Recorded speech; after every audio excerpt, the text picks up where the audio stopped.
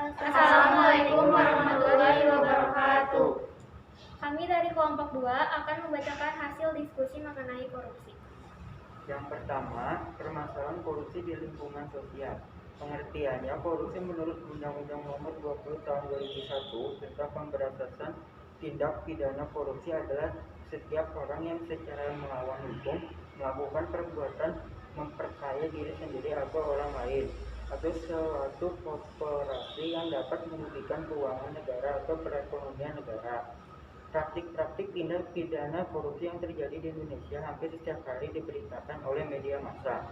Kenyataan praktik korupsi yang terjadi di Indonesia bukan hanya melibatkan personal, tetapi juga instansi politik dan hukum. Pada dasarnya, korupsi bukan hanya tentang uang, harta, ataupun kekayaan, tetapi juga tentang kedisiplinan dan kejujuran. Orang yang memiliki sikap disiplin dan memiliki sikap jujur, pastilah orang tersebut tidak akan melakukan tindakan korupsi di Indonesia. Uang bukan satu-satunya yang menjadi objek korupsi, tetapi juga mengenai waktu. Fakta empirik dari hasil penelitian di banyak negara dan dukungan teoritik oleh para saintis sosial menunjukkan bahwa korupsi berpengaruh negatif terhadap rasa keadilan sosial dan kesejahteraan sosial. Korupsi menyebabkan perbedaan yang tajam di antara kelompok sosial dan individu, baik dalam hal pendapatan, prestis, kekuasaan, dan lainnya. Tindak pidana korupsi digolongkan ke dalam kejahatan luar biasa. Tindakan pidana korupsi termasuk ke dalam golongan tindak pidana khusus, sehingga memerlukan langkah-langkah yang khusus untuk pemberantasan. Hukum positif Indonesia mengatur pemberantasan tindak pidana korupsi dalam Undang-Undang Nomor 31 Tahun 1999, sebagaimana telah diubah dengan Undang-Undang Nomor 20 Tahun 2001 tentang pemberantasan tindakan pidana korupsi. Aspek-aspek penyebab korupsi di Indonesia. Terdapat aspek-aspek yang menjadi penyebab orang-orang melakukan tindak pidana korupsi, terutama di Indonesia. Aspek-aspek penyebab korupsi di Indonesia tersebut meliputi 1. Aspek sikap masyarakat terhadap korupsi. Aspek pertama yang menjadi penyebab korupsi di Indonesia adalah sikap masyarakat terhadap praktik korupsi. Misalnya, dalam sebuah organisasi, kesalahan individu sering ditutupi demi menjaga nama baik organisasi. Demikianlah tindak korupsi dalam sebuah organisasi seringkali ditutup-tutupi. Akibat sikap tertutup ini, tindak korupsi seakan mendapat pembenaran, bahkan berkembang dalam berbagai bentuk. 2. Aspek ekonomi. Aspek kedua yang menjadi penyebab korupsi di Indonesia adalah ekonomi. Kondisi ekonomi sering membuka peluang bagi seseorang untuk korupsi. Pendapatan yang tidak dapat memenuhi kebutuhan atau saat sedang terdesak. Masalah ekonomi membuka ruang bagi seseorang untuk melakukan jalan pintas, dan salah satunya adalah dengan melakukan korupsi. 3. Aspek politis. Aspek ketiga yang menjadi penyebab korupsi di Indonesia adalah masalah politis.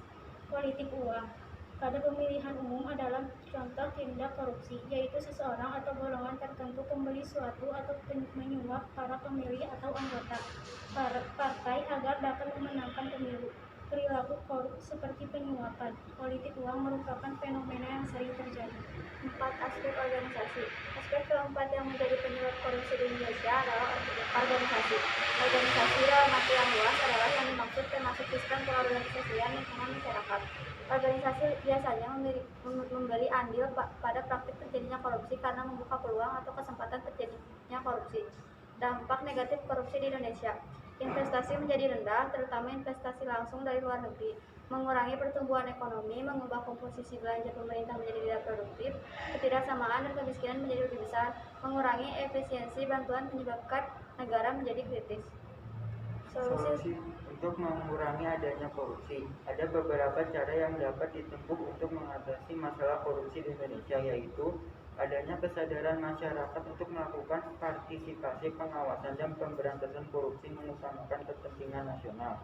Para koruptor lebih mengutamakan kepentingan keluarganya, bahkan hanya mendapatkan keuntungan sendiri, tanpa melihat masyarakat yang meronta-ronta meminta kesejahteraan hidup. Penegak hukum harus berani memberikan sanksi terberat bagi pelaku korupsi. Penegak hukum tidak bertindak memihak hanya untuk kepentingan politik.